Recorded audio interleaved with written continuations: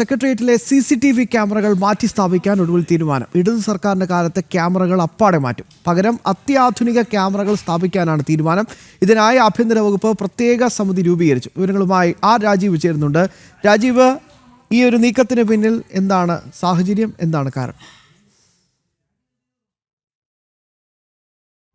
രാജീവ്, കേൾക്കാമോ?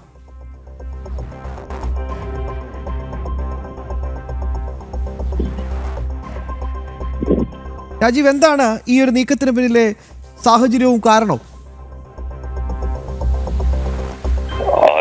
നമുക്ക് ഒന്നാം പിണറായി സർക്കാരിന്റെ കാലത്താണ് സെക്രട്ടേറിയറ്റിൽ നേരത്തെ വലിയ രീതിയിലുള്ള സുരക്ഷാ സംവിധാനങ്ങൾ ഏർപ്പെടുത്തിയിരുന്നത്. ഒന്നാം പിണറായി സർക്കാരിന്റെ കാലത്ത്, അതായത് ഒന്നാം പിണറായി സർക്കാർ അധികാരമേറ്റ ശേഷം മുൻപെങ്ങും ഇല്ലാത്ത രീതിയിലുള്ള നിയന്ത്രണങ്ങൾ അവിടെ കൊണ്ടുവരികയായിരുന്നു. പൊതുജനങ്ങൾക്കുൾപ്പെടെ അകത്തേക്ക് പ്രവേശനം ഉണ്ടായിരുന്നില്ല. മാത്രമല്ല CCTV ക്യാമറകൾ സ്ഥാപിച്ചുകൊണ്ട്, അത്യാധുനിക CCTV ക്യാമറകളൊക്കെ സ്ഥാപിച്ചുകൊണ്ട് പൊതുജനങ്ങളെ ഉൾപ്പെടെ നിരീക്ഷിക്കുക. ഫേസ് ഡിറ്റക്ഷൻ ക്യാമറകൾ, അതായത് മുഖം തിരിച്ചറിഞ്ഞ് മാത്രം ആളുകളെ ഉള്ളിലേക്ക് പ്രവേശിപ്പിക്കുന്ന രീതിയിലുള്ള ക്യാമറകൾ സ്ഥാപിക്കുക. ഈ രീതിയിലുള്ള കടുത്ത നിയന്ത്രണങ്ങൾ ആ സമയത്ത് കൊണ്ടുവന്നിരുന്നു. മാധ്യമ പ്രവർത്തകർക്ക് പോലും ഉള്ളിലേക്ക് പ്രവേശനം ഉണ്ടായിരുന്നില്ല. ഈ രീതിയിലായിരുന്നു നിയന്ത്രണങ്ങൾ കൊണ്ടുവന്നത്. പിന്നീട് രണ്ടാം പിണറായി സർക്കാരിന്റെ കാലത്തേക്ക് എത്തുമ്പോഴേക്കും ഈ നിയന്ത്രണങ്ങൾ കൂടുതൽ കടുപ്പിക്കുന്ന ഒരു സാഹചര്യമായിരുന്നു ഉണ്ടായിരുന്നത്. അതായത് ഏതെങ്കിലും തരത്തിൽ ഉദ്യോഗസ്ഥരുടെ അറിവോടുകൂടി ആരെങ്കിലും അവിടേക്ക് പ്രവേശിച്ചാൽ, സെക്രട്ടേറിയറ്റിലേക്ക് പ്രവേശിക്കുകയാണെങ്കിൽ ആ ഉദ്യോഗസ്ഥൻ അതിന് ഉത്തരവാദിയാകും. അതായത് ഈ പ്രവേശിക്കുന്ന ആൾ കാരണം ഏതെങ്കിലും ഫയലുകൾ ചോരുകയോ മറ്റോ ചെയ്താൽ ആ ഉദ്യോഗസ്ഥൻ അതിന് ഉത്തരവാദിയാകും എന്ന തരത്തിൽ പ്രത്യേകമായി ഉത്തരവൊക്കെ ഇറക്കി.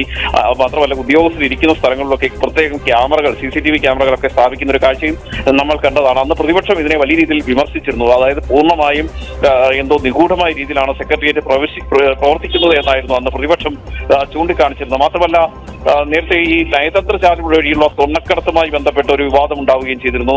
NIA ഇതുമായി ബന്ധപ്പെട്ട CCTV ദൃശ്യങ്ങൾ, അതായത് സെക്രട്ടേറിയറ്റിലെ എല്ലാ കോണുകളിലും CCTVകൾ ഉണ്ട്. ആ CCTV ദൃശ്യങ്ങൾ വേണം, സ്വപ്ന സുരേഷ് അവിടെ എത്തിയോ എന്ന് പരിശോധിക്കണമെന്ന് ചൂണ്ടിക്കാണിച്ചുകൊണ്ട് കത്ത് നൽകിയപ്പോൾ അന്ന് സർക്കാർ വിചിത്രമായ ഒരു മറുപടി നൽകി. ഇടിമിന്നലിൽ ഈ ഹാർഡ് ഡിസ്ക് കത്തിപ്പോയെന്നായിരുന്നു മറുപടി. ഇതിനെയും പ്രതിപക്ഷം വലിയ രീതിയിൽ പരിഹസിച്ചിരുന്നു.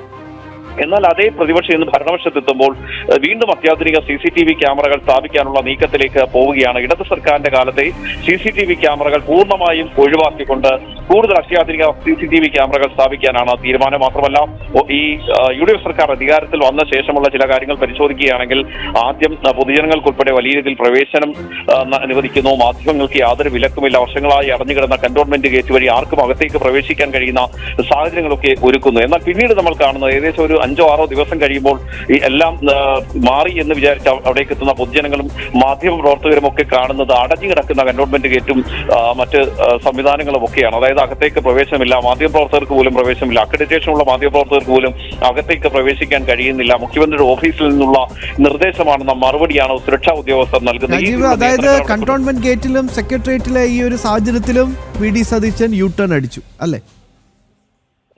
തീർച്ചയായും ആ രീതിയിൽ തന്നെ പറയേണ്ടി വരും. കാരണം എന്ന് പറയുന്നത് ഈ സർക്കാർ അധികാരത്തിൽ എത്തുമ്പോൾ പ്രധാനമായും പറഞ്ഞിരുന്നത് യാതൊരു തരത്തിലുള്ള നിയന്ത്രണങ്ങളുമില്ല, പൊതുജനങ്ങളുമായി ഇടപെടുന്ന കാര്യത്തിൽ മറ്റു സർക്കാരുകളിൽ നിന്ന് വ്യത്യസ്തമായിരിക്കും ഈ സർക്കാർ എന്നാണ് പറഞ്ഞിരുന്നതെങ്കിൽ നമ്മൾ പിന്നീട് കണ്ടത് 5-6 ദിവസം കഴിഞ്ഞിട്ട് അന്ന് മാധ്യമപ്രവർത്തകർ ഉൾപ്പെടെ ഈ UDF-നൊപ്പം നിൽക്കുന്ന മാധ്യമപ്രവർത്തകരൊക്കെ അന്ന് സാമൂഹ്യ മാധ്യമങ്ങളിൽ ഇത് പങ്കുവെക്കുകയും ചെയ്തിരുന്നു. അതായത് യാതൊരു തരത്തിലുള്ള നിയന്ത്രണങ്ങളൊന്നും ഇല്ലാതെ നമുക്കിപ്പോൾ സെക്രട്ടേറിയറ്റിൽ പ്രവേശിക്കാൻ കഴിയുന്നുണ്ട്, കാര്യങ്ങൾ മനസ്സിലാക്കാൻ കഴിയുന്നുണ്ടെന്നൊക്കെ UDF-നൊപ്പം നിൽക്കുന്ന മാധ്യമപ്രവർത്തകർ സാമൂഹ്യ മാധ്യമങ്ങളിൽ കുറിക്കുന്നതൊക്കെ നമ്മൾ കണ്ടതാണ്. പിന്നീട് ഇതേ മാധ്യമപ്രവർത്തകർ തന്നെ ഈ കന്റോൺമെന്റ് ഗേറ്റിലെത്തി മടങ്ങിപ്പോകേണ്ട സാഹചര്യം ഉണ്ടായി. അതായത് അകത്തുനിന്ന് പറഞ്ഞാലല്ലാതെ ഉള്ളിലേക്ക് കടത്തിവിട്ടില്ലെന്ന് സുരക്ഷാ ഉദ്യോഗസ്ഥർ പറയുന്ന സാഹചര്യമുണ്ടായി. ഇപ്പോൾ ഏതായാലും കൂടുതൽ സുരക്ഷാ സംവിധാനങ്ങളിലേക്ക് സെക്രട്ടേറിയറ്റ് കടക്കുകയാണ്. ഇടത് സർക്കാരിന്റെ കാലത്തെ ക്യാമറകളൊക്കെ മാറ്റിക്കൊണ്ട് പുതിയ ക്യാമറകൾ സ്ഥാപിക്കാനുള്ള തീരുമാനത്തിലേക്ക് എത്തിയിരിക്കുന്നു. അത്യാധുനിക ക്യാമറകളാണ് സ്ഥാപിക്കുന്നത്.